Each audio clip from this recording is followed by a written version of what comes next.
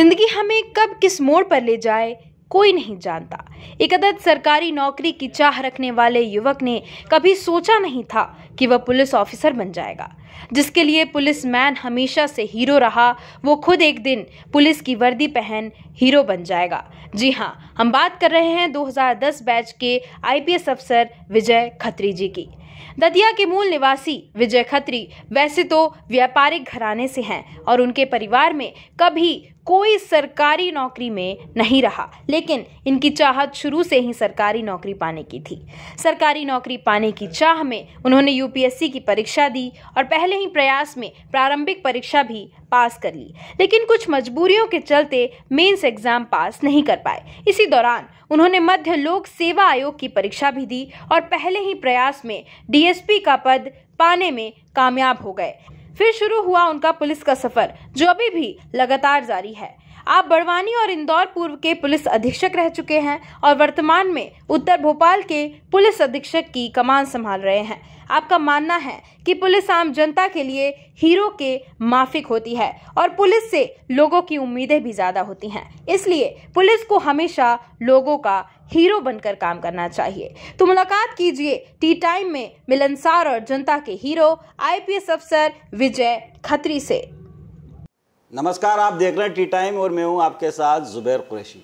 T time में आज आपकी मुलाकात कराने जा रहे हैं 2010 बैच के आईपीएस अधिकारी विजय खत्री सर से। विजय खत्री सर इससे पहले बड़वानी एसपी रहे हैं, इंदौर पूर्व एसपी रहे हैं और अब वर्तमान में एसपी उत्तर भोपाल हैं। बहुत बहुत स्वागत है सर आपका हमारे शो में।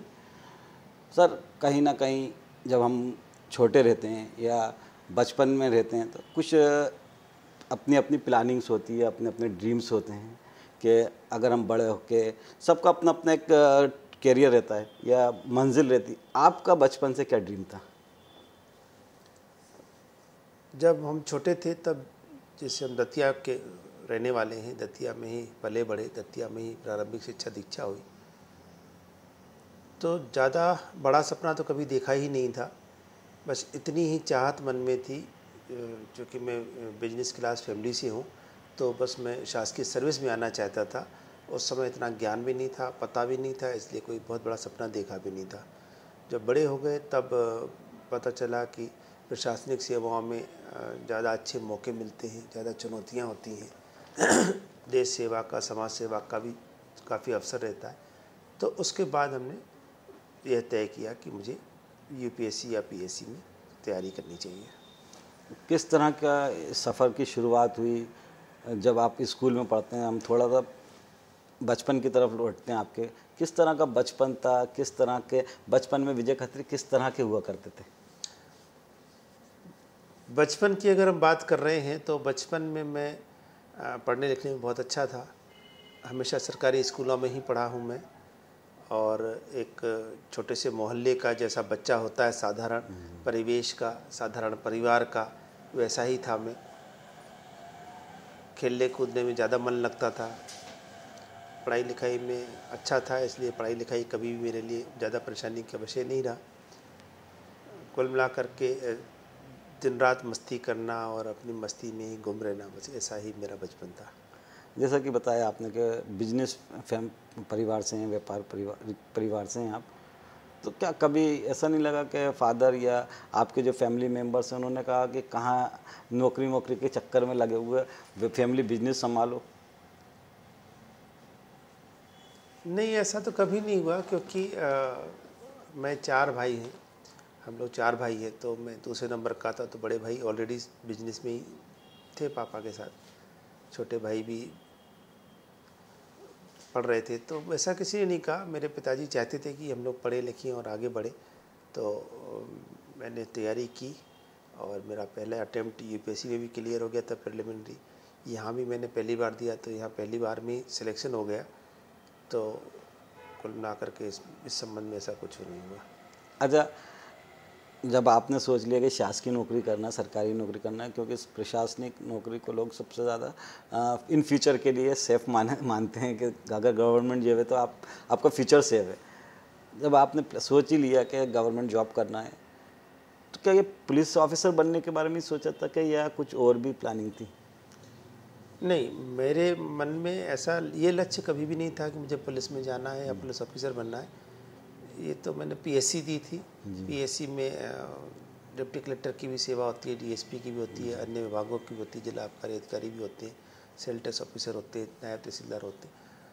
तो मेरा चूँकि पहला ही अटेम्प्ट था और मेरा पहला अटेम्प्ट में ही सफलता मुझे मिल गई, मैं डीएसपी पद के लिए चयनित हो गया, तो बस मैंने उसको ज्वाइन कर लिया। आप का भोपाल से एक पुराना नाता भी रहा है। आज आप एसपी उत्तर के रूप में यहाँ पर हैं, लेकिन मुझे याद है जब आपकी पहली पोस्टिंग हुई थी तो एसडीओपी बेरसिया हुई थी।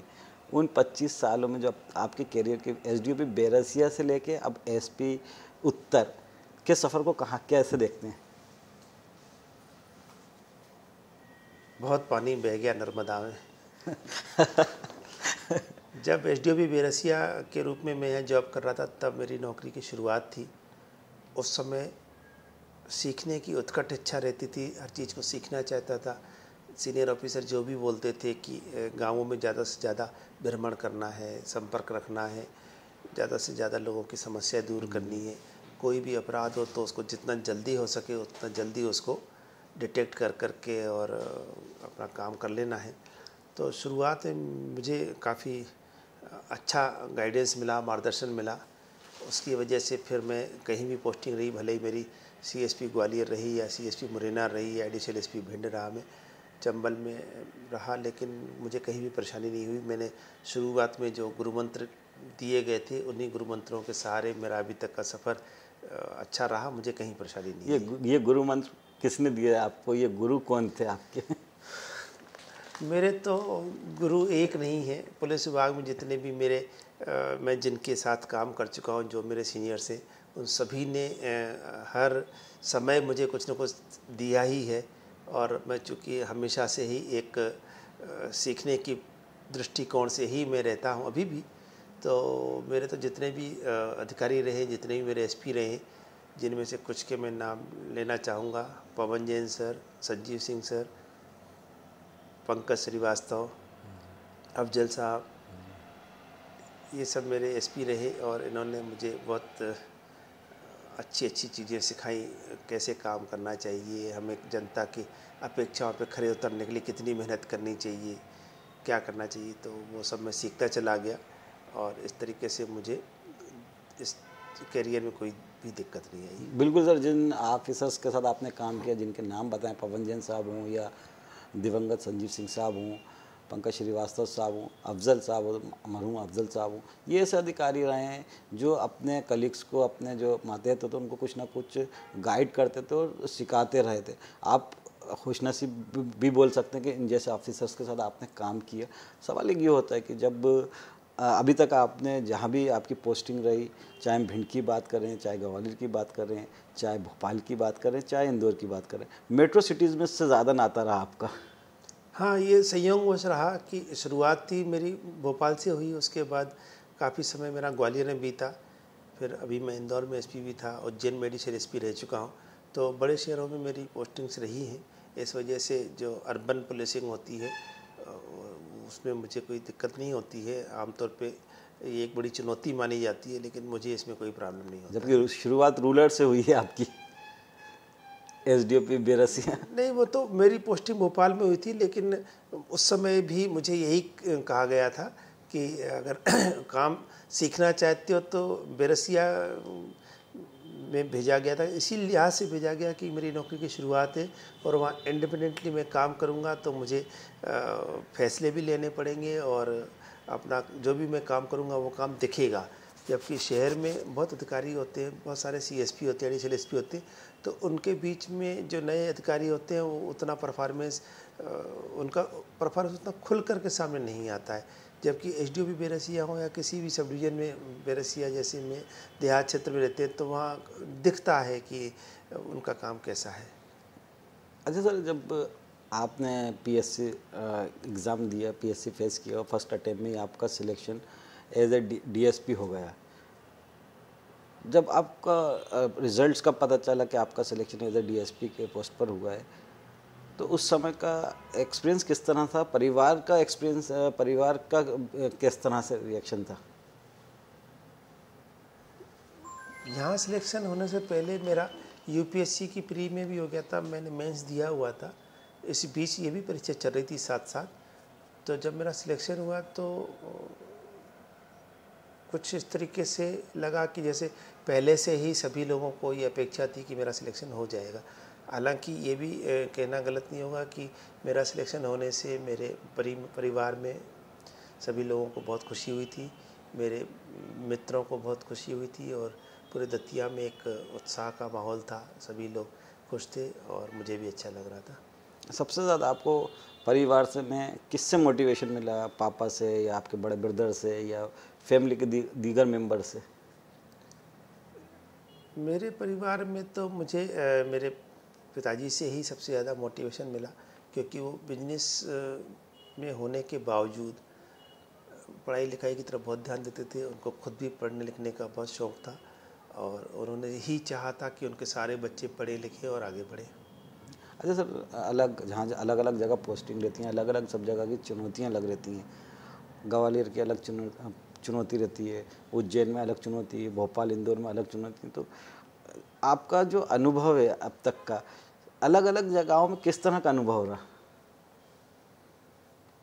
मेरी पोस्टिंग्स एक उतार चढ़ाव के साथ रही हैं। जैसे मैं पहले यहाँ था, उसके बाद जब यहाँ से मेरा ट्रांसफ़र हुआ तो मैं नीमच गया। नीमच में एकदम ही डिफरेंट टाइप की परिस्थितियाँ थी, वहाँ एकदम ही अलग माहौल था। वहाँ अफ़ीम का क्षेत्र है तो वहाँ अफ़ीम की तस्करी और ये सब चीज़ ज़्यादा थी।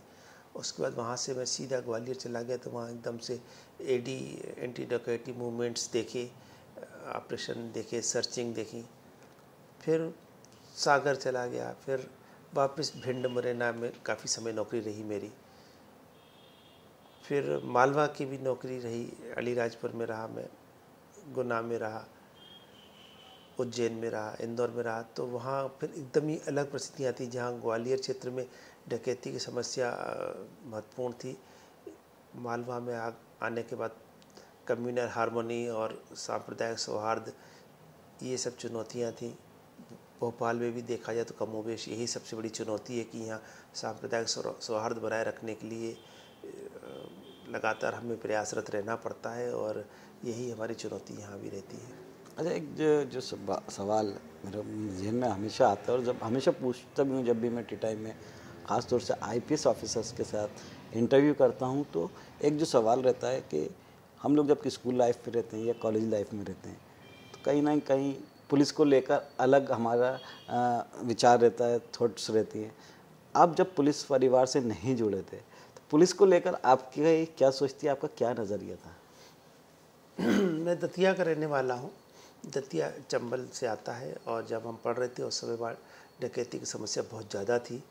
तब पुलिस को हम लोग बड़ी ही रेस्पेक्ट के साथ लेते थे, सम्मान देते थे और उसी दृष्टिकोण से लेते थे, क्योंकि वहाँ पुलिस हीरो थी। चंबल में आज भी पुलिस हीरो की तरह होती है, उस समय तो हमारे लिए बिल्कुल हीरो थे पुलिस अधिकारी। तो जब मेरा सिलेक्शन हुआ तो इसीलिए ही शायद ये कहा जा सकता है कि दतिया में सब लोगों को ज़्यादा प्रसन्नता हुई थी, क्योंकि मैं पुलिस में आ गया था। पुलिस हीरो होती है दतिया के लोगों के लिए, और जहाँ चंबल या भिंड की बात करें वहाँ के लिए भी पुलिस हीरो होती है। पुलिस पूरी हीरो होती नहीं सर, पुलिस पूरे देश में हीरो का काम करती है। रियल जिसको हम हीरो बोल सकते हैं वो होती है पुलिस। आपके हर दुख में सुख में, हर कोई भी घटना दुर्घटना हो तो पुलिस ही आपको याद आती है। पुलिस में आने से पहले कभी आपको पुलिस से वास्ता पड़ा? ये मेरे जीवन में कभी भी मौका नहीं मिला था। पुलिस में आने से पहले न तो मैं किसी थाने में रिपोर्ट लिखाने गया था, न ही किसी मामले में अरेस्ट हुआ था या हिरासत में लिया गया। नहीं, कॉलेज लाइफ होती है, हॉस्टल लाइफ जीते हैं तो कहीं ना कहीं मैं काफ़ी पढ़ाकू किस्म के लड़कों में शामिल था और साथ के साथ मेरा खेलों में काफ़ी रुझान रहा। तो फालतू चीज़ों में कभी मैं रहा ही नहीं। या तो मैं खेलता था या फिर मैं अपना पढ़ाई करता था, अपने आप से मतलब रखता था। तो कभी भी मुझे मतलब पुलिस से ऐसा सामना नहीं हुआ मेरा। जहाँ तक कॉलेज टाइम में, उस समय थोड़ा बहुत राजनीति होती थी, लेकिन उस समय हमारे कैंपस में कभी पुलिस आई नहीं, क्योंकि आमतौर पर दतिया एक शांत इलाका रहा है, तो कभी ऐसी कोई दिक्कत हुई नहीं। तो आपकी कॉलेजिंग भी दतिया में ही हुई है, स्कूलिंग और कॉलेजिंग जो हुई है पूरी दतिया में हुई है। सर खेलों की बात की है आपने, तो किस तरह के खेलों में आपकी रुचि है, क्या खेलना पसंद करते हैं, कौन सा गेम आपको पसंद है?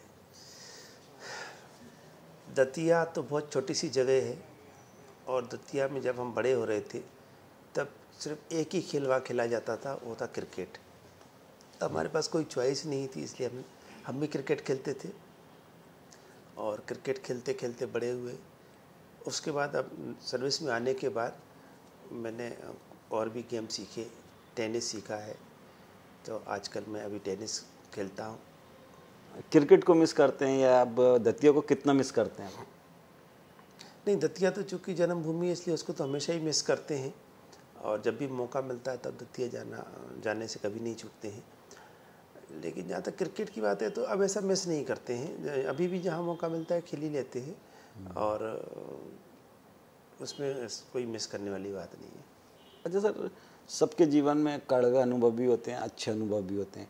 अच्छे अनुभव हैं तो फिर कड़वे अनुभव भी हैं, मतलब बैड एंड गुड सभी के साथ चलता रहता है। आपके साथ आपकी जो पुलिस की नौकरी है या बिफोर ज्वाइनिंग ऑफ पुलिस, इस तरह कोई अनुभव है जो आपको एक अंदर तक हिला के रख दिया, या अच्छे या बुरे? नौकरी में आने से पहले का तो मुझे ऐसा कोई अनुभव याद नहीं आ रहा है जिसको मैं बहुत अच्छा या बहुत बुरा कहूँ। बाकी नौकरी में आने के बाद अच्छे अनुभव लगातार होते रहे। जब भी किसी ऐसे निरीह व्यक्ति की असहाय जिसकी कोई मदद नहीं कर रहा और मुझे उसकी मदद करने का सौभाग्य से अवसर प्राप्त हुआ और मैंने उसकी मदद की और मुझे उसमें सफलता मिली, तो मुझे बहुत अच्छा लगता है, काफ़ी सेटिस्फेक्शन मिलता है। बाकी जहाँ तक कड़वे अनुभव की बात है तो ऐसा कोई बहुत गंभीर टाइप का ख़राब अनुभव नहीं है। बस ये ज़रूर है कि पुलिस की नौकरी में ट्रांसफ़र बहुत जल्दी होते हैं और अक्सर बिना बात के ट्रांसफ़र हो जाते हैं। तो बस ख़राब अनुभव के नाम पर कि यही कहा जा सकता है कि जब अचानक से ट्रांसफ़र हो जाता है तब थोड़ा सा ख़राब सा लगता है, क्योंकि मेरा ये मानना है कि हर आदमी अपना बेस्ट देने की कोशिश करता है, अच्छा ही काम करना चाहता है। कोई भी आदमी जानबूझ करके गलती नहीं करना चाहता, लेकिन कभी कभी गलती हो जाती है जिसकी वजह से कुछ गलतफहमियाँ क्रिएट हो जाती हैं, तो हमारे पुलिस विभाग में ट्रांसफ़र बहुत जल्दी हो जाती है। बिल्कुल सर, बहुत अच्छी बात बोली आपने कि जो ट्रांसफ़र होते हैं जल्दी हो जाते हैं, उसके एक ट्रांसफ़र जो होता है उसकी वजह से पूरा परिवार डिस्टर्ब होता है। पूरी आपके बच्चे अगर आप हैं तो उनकी स्कूलिंग प्रभावित होती है, उनके कॉलेज प्रभावित होता है। पूरा एक जो सबसे ज़्यादा समय होता है इधर से उधर जाने का, शिफ्टिंग का, वो आपको परेशान कर देता है। बहरहाल सर, खैर पुलिस है, हर विभाग में ट्रांसफ़र पोस्टिंग चलती रहती हैं, वक्त के साथ रहती हैं। कब जो एज ए पुलिसमैन आपका ऐसा कोई अनुभव हो जो जब आपको किसी की मदद करके, क्योंकि आप एक पुलिसमैन के रूप में अगर हम बात करें तो पुलिसमैन के पास आप एज एसपी हैं, एज एडिशनल एसपी हैं, एज आप सीएसपी रहे हैं, तो लोगों को आपसे अपेक्षाएँ बहुत ज़्यादा होती हैं, आपसे उम्मीदें बहुत होती हैं कि आप पुलिसमैन जैसे एक रियल हीरो की तरह देखते हैं, तो वैसे एक रियल हीरो नज़र आता है आम जनता को। तो ऐसा कोई वाक़या, ऐसा कोई घटना आपको याद हो जब कोई आपके लिए मदद के लिए आए हो, कहीं सबसे जगह से थक हार कर आपके पास आए और आपने उसकी मदद की हो? ऐसे तो रोज़ ही होते रहते हैं अनुभव, और लगातार हर पोस्टिंग में से बहुत सारे लोग आए जिनको मुझसे अपेक्षा थी और वो चाहते थे मैं उनकी मदद करूं, और ईश्वर ने मुझे समर्थ बनाया कि मैं उनकी मदद कर सका, जिसका मुझे बहुत खुशी है। और इस तरह के बहुत अनुभव हैं, बहुत सारी यादें हैं। कई बार मतलब किसी का बच्चा किडनैप हो जाता है तो उसको सकुशल वापस लौटाना, किसी के यहाँ बड़ी चोरी हो गई तो उनकी संपत्ति पूरी वापस बरामद करना, किसी की हत्या हो गई, ब्लाइंड मर्डर, कुछ पता नहीं चल रहा और फिर मामला डिटेक्ट कर लेना। इस तरह के तो बहुत सारे अनुभव हैं और मैं तो अपने वर्क से और अपने कैरियर से काफ़ी सेटिस्फाई हूँ, क्योंकि मुझे लगता है कि मैंने सभी चुनौतियों का डटकर मुकाबला किया और ईश्वर ने हमेशा मेरी मदद की और मुझे सफलता ही मिलती रही। बिल्कुल सर, आपको आगे भी सफलता मिले ये हम उम्मीद भी करते हैं, दुआ भी करते हैं। एक जो बात है सर कि पुलिस की जो नौकरी होती है राउंड द क्लॉक नौकरी होती है, 24 घंटे, मतलब आप, और ख़ास तौर से जब आप फील्ड में वर्क करते हो तो ना दिन का पता चलता है ना रात का पता चलता है। तो ऐसे में जो परिवार सफ़र करता है, आप परिवार को किस तरह से एडजस्ट करते हैं, समय दे पाते हैं फिर? इस मामले में बहुत भाग्यशाली हूँ कि मेरी जो श्रीमती जी हैं वो काफ़ी सहयोग रहता है उनका, और अगर मैं कभी फ़ोन नहीं भी उठा पाऊँ तो वो मुझे इस बात के लिए टोकती हैं कि नहीं फ़ोन तो उठाना चाहिए, तुम इस काबिल हो कि कम से कम लोग तुम्हें फ़ोन करते हैं, ये अपने आप में एक बड़ी भगवान की दी हुई देन है, इसको तुम इस तरह से मत करो, कोशिश करो। और रात बेरात कभी भी कोई भी फ़ोन आए, कुछ भी आए, मुझे अब इस बात में कभी टेंशन नहीं होता है। बाकी ये आपने ज़रूर कहा कि 24 घंटे नौकरी रहती है तो हमें 24 घंटे तैयार रहना पड़ता है। कई बार ऐसा अवसर आता है कि जब बहुत बुरी तरह से थके होते हैं, उसके बाद भी घर नहीं जा पा रहे होते हैं, बहुत काम रहता है, तब थोड़ा सा मन में कभी कभी ख्याल आता है कि दूसरे विभागों के लोग कितने अच्छे हैं, वो सारी छुट्टियों के मज़े कर रहे हैं, शाम होते ही घर चले जाते हैं, और हम लोगों का तो ये हाल है कि अगर छुट्टी के दिन भी सोना चाहें दोपहर में, उस समय कोई फ़ोन आ जाता है तो हमें तत्काल अपने आलस को त्याग करके और जुट जाना पड़ता है। तो ये चीज़ तो है इसमें। बिल्कुल सर, क्योंकि कहीं आप अगर कहीं अच्छा होता तो कहीं बुरा होता, लेकिन एक जो यूनिफॉर्म का चार्म्स होता है, वर्दी का जो एक रोब होता है, वो एक अलग होता है। जैसे आपको इस बात का मलाल रहता है कि हम आराम नहीं कर पाते, लेकिन दूसरे लोग जब आपको वर्दी में देखते हैं तो उनको इस बात की रंजिश रहती होगी। बहरहाल एक जो बात है कि आप थोड़ा सा पारिवारिक होते हैं, शादी कैसे हुई, लव मैरिज रही या अरेंज मैरिज रही? नहीं, मेरी अरेंज मैरिज है। मेरे घर वालों की सहमति से, उनके द्वारा ही चूज़ करके उन्होंने मेरी शादी की है।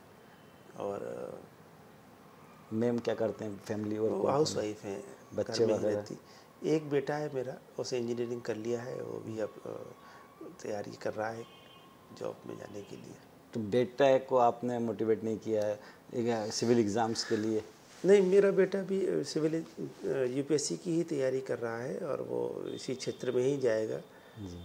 और अपनी तैयारी, तो हम मतलब 2-4 साल में देख सकते हैं कि विजय खत्री साहब के साहबजादे भी या तो आईएएस ऑफिसर बन के आ रहे हैं या आईपीएस बन के आ सकते हैं। भगवान हमारी मदद करेगा, उसको अपने प्रयास में ज़रूर सफलता मिलेगी। अच्छा सर, वैसे तो आप लोगों को खाली फुर्सत मिलती नहीं है, खाली वक्त मिलता नहीं है। पुलिस के लिए सबसे ज़्यादा इम्पोर्टेंट चीज़ क्या होती है? सबके लाखों रुपए के बराबर होता है खाली वक्त। तो जब भी आपको खाली वक्त मिलता है या फुर्सत मिलती है तो उसको किस तरह से आप गुजारते हैं? आपका ये कहना सही है कि हम लोग की नौकरी में इतनी ज़्यादा डिमांडिंग नौकरी है कि हमें वक्त मिलता नहीं है। वक्त तो हम लोग सिर्फ चुराते से रहते हैं जी। और जब भी थोड़ा भी टाइम मिलता है तो जनरली मैं टीवी पे गेम्स ही देखना पसंद करता हूँ, या तो क्रिकेट देख रहा होता हूँ या टेनिस देख रहा होता हूँ। इसके अलावा तो हम लोग जहाँ पोस्टिंग में रहते हैं वहाँ हम लोग ज़्यादा कुछ कर नहीं पाते हैं। बीच बीच में मुझे इस तरह के मौके मिलते रहे कि जब मैं फील्ड पोस्टिंग सेट करके और दूसरी उसमें रहा मैं शाखाओं में, तब ज़रूर मैंने पूरा एंजॉय किया है। उस समय हम लोगों ने घूमा फिरा भी बहुत है और बाकी सब भी एंजॉय किए। अच्छा सर, घर का होम मिनिस्टर कौन है? जैसे आईपीएस विजय खत्री, एसपी उत्तर, एसपी पूर्व इंदौर जैसे अधिकारी के हैं, तो घर में किसकी बाहर तो आपकी चलती है, लेकिन घर में किसकी चलती है? हर घर में जो घर की मालकिन होती है उसी की चलती है। इसको कोई स्वीकारे या न स्वीकारे, सच यही है, हर घर में होम मिनिस्टर वही होता। अच्छा सर, जैसे कभी ऑब्वियसली अगर आप एक साथ रहते हैं, 2 बर्तन होते तो खड़क, कई बार नोक जोक भी होती है वाइफ से, बेटर हाफ से तकरार भी होती है। आपकी जब नोक जोक होती है या नाराज़ हो जाती है मैम, तो वो आपको मनाती है, आप मनाते हैं, और किस तरह से मनाते हैं? नहीं, उनको तो कभी मनाने की ज़रूरत ही नहीं पड़ी, क्योंकि वो कभी गलती पे होती ही नहीं है। गलती पे तो हमेशा हम होते हैं और हमें ही मनाना पड़ता है, हम मनाते हैं। किस तरह से मनाते हैं? लॉन्ग ड्राइव ले जाते हैं, कैंडल लाइट डिनर ले जाते हैं, मूवी दिखाने ले जाते हैं? नहीं, वो उस तरीके से हम लोग के स्वभाव भी नहीं है। घर में ही बैठ कर के उनसे बात करनी पड़ती है और बात करके ही मनाते हैं। और कुछ रोज़ वगैरह देते हैं, कुछ मीठा बना के खिलाना? नहीं, इस तरह से नहीं करना पड़ता। अच्छा सर, अगर हम बात कर रहे हैं आज से 95 की, जब आप पहली बार डीएसपी के रूप में आए, वर्दी पहनी, और आज आप आईपीएस के रूप में हैं, ये जो बीच का सफ़र है, उस दौरान जो पुलिस में लगातार बदलाव आए, उस समय की पुलिस में अब की पुलिस में क्या डिफरेंस आप महसूस करते हैं? सबसे बड़ा फ़र्क तो जो सबसे बड़ी क्रांति है वो मोबाइल फ़ोन है। मोबाइल फ़ोन की वजह से अब हम लोग ज़्यादा बंधे हुए हैं, ज़्यादा अवेलेबल हैं और उसकी वजह से हमें थोड़ी ज़्यादा परेशानी भी होती है, सुविधा भी होती है, दोनों ही बातें होती हैं। शुरुआत की नौकरी में अगर हम दूर दराज कहीं पदस्थ होते थे, जैसे मेरी पहली पोस्टिंग सरगुजा ज़िले में थी और वहाँ मैं रामानुजगंज में थाना प्रभारी चार्ज में था। तो ज़िला मुख्यालय से मैं 160 किलोमीटर दूर था और मेरे जो एसपी थे पवन जैन सर से मेरा संपर्क महीने में क्राइम मीटिंग के समय ही हो पाता था, क्योंकि जहाँ मैं था वहाँ से फ़ोन से भी कोई कांटेक्ट नहीं होता था, क्योंकि फ़ोन लाइनें उस समय ख़राब ही रहती थी अक्सर। सेट से भी बहुत अच्छे से कांटेक्ट नहीं हो पाता था, उस समय बहुत डिस्टर्बेंसेस रहते थे सेट में भी। तो हम लोग की जब मुलाकात होती थी तभी मैं उनसे कुछ पूछता था या क्लियर करता था। और अब स्थिति ये है कि 24 घंटे मोबाइल की वजह से सभी लोगों को अवेलेबल रहते हैं, सभी अधिकारियों से संपर्क रहता है। तो एक तो ये अंतर आया है। दूसरा, आम जनता की तरफ से देखें तो आम जनता पहले की अपेक्षा ज़्यादा जागरूक हो गई है, उनकी अपेक्षाएं भी बढ़ गई हैं। पहले मेरा ये मानना है कि इतनी जागरूकता नहीं थी लोगों में, तो उस समय हम लोग काफ़ी स्वतंत्र थे काम करने के लिए। सही या गलत जो भी हो, ज़्यादा समस्या नहीं आती थी। लेकिन अब हमारे लिए गलती करने की गुंजाइश बची नहीं है। अब हमसे अगर गलती होती है तो बहुत जल्दी हम टारगेट पे भी आ जाते हैं। तो अब हमें ज़्यादा अलर्ट होकर के और ज़्यादा होशियारी और ज़्यादा समझदारी से काम करना पड़ता है, क्योंकि अब गलती करने की गुंजाइश बहुत कम बची है। बिल्कुल नए भारत की तरफ हम बढ़ रहे हैं, न्यू इंडिया हो रहा है। टेक्निक के मामले में लगातार, प्रौद्योगिकी के मामले में लगातार हम आगे बढ़ रहे हैं। पुलिस के लिए जो अभी टेक्निकल जैसा साइबर क्राइम बहुत तेज़ी से बढ़ रहा है, तो आप सबसे ज़्यादा किसको चुनौती मानते हैं अभी पुलिस के लिए?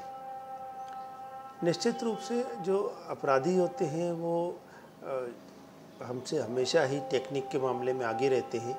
वो पहले टेक्निक सीखते हैं, उस टेक्निक का उपयोग करके अपराध करते हैं, फिर हमें उस टेक्निक का पता लगाना पड़ता है, फिर हमें भी उसका काउंटर करने के लिए उस टेक्निक को सीखना पड़ता है, तब जा कर के हम उनका काउंटर कर पाते हैं। तो ये बात तो सही है। और एक बात ये भी है कि अभी तो ट्रेनिंग फैसिलिटी बहुत अच्छी हो गई है और काफ़ी डिपार्टमेंट में भी जागरूकता आ गई है, तो अब मुझे लगता नहीं कि ज़्यादा कोई इस बात में समस्या है। आखिरी सवाल सर, अगर जो नए युवा लोग सिविल एग्ज़ाम देना चाहते हैं या पीएससी देना चाहते हैं, उनके लिए आपका क्या मैसेज है कि किस तरह से उनको तैयारी करनी चाहिए? जिस तरह आप पहले अटेम्प्ट में आपने क्लियर करा, चाहे हम यूपीएससी की बात करें चाहे पीएससी की बात करते, उनके लिए क्या मैसेज है कि वो किस तरह की तैयारी करें?